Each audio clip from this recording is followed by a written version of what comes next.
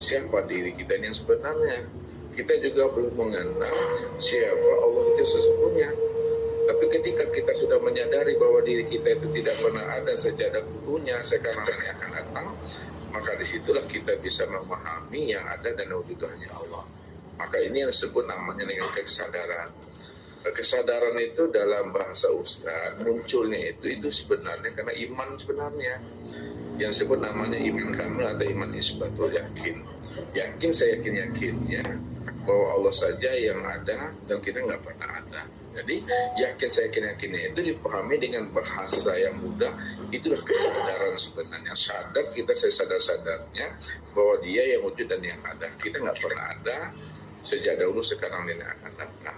Kalau kita sudah memahami seperti itu, barulah kita dikatakan namanya ibadah yang sudah mengenal, ibadah yang sudah bermakrifat. Dan karena paham kita bahasa seperti itu, tidak boleh pula dikatakan lagi ibadah yang mengenal, ibadah yang makrifat. Memang tak ada kata-kata lagi yang mau disebut. Kalau bahasa Ustaznya paling aku, tidak bisa lagi diuraikan lagi di sana.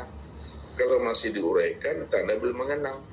Kalau masih disebut, belum kita mengenal tipanya. Kalau kita masih mengingat, masih mencari, masih merasa-rasakan, belum itu namanya. Karena Allah itu tidak bisa diraba, Allah itu tidak bisa dirasa-rasakan. Tapi kenapa muncul bahasa dirasakan, ya, diheningkan?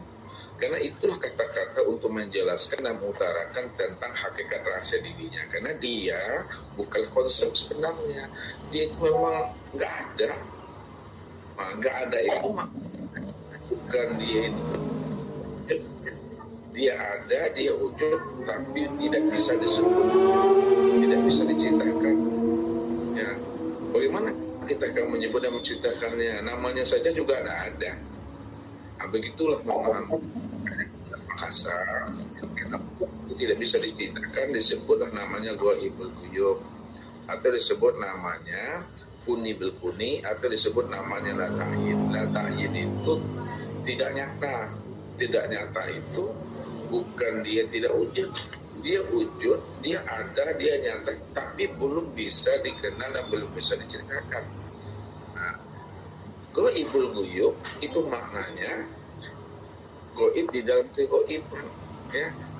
Kalau dikatakan namanya kuni bil kuni, kosong di dalam ketiadaan, semuanya itu adalah istilah untuk menjelaskan hakikat rahasia dirinya, tidak bisa dijangkau dengan ilmu pengetahuan, logika, dan bahasa serta kata-kata. Jadi nggak bisa dijelaskan karena dia bukan konsep. Makanya muncul pemahamannya, heningkan akalmu.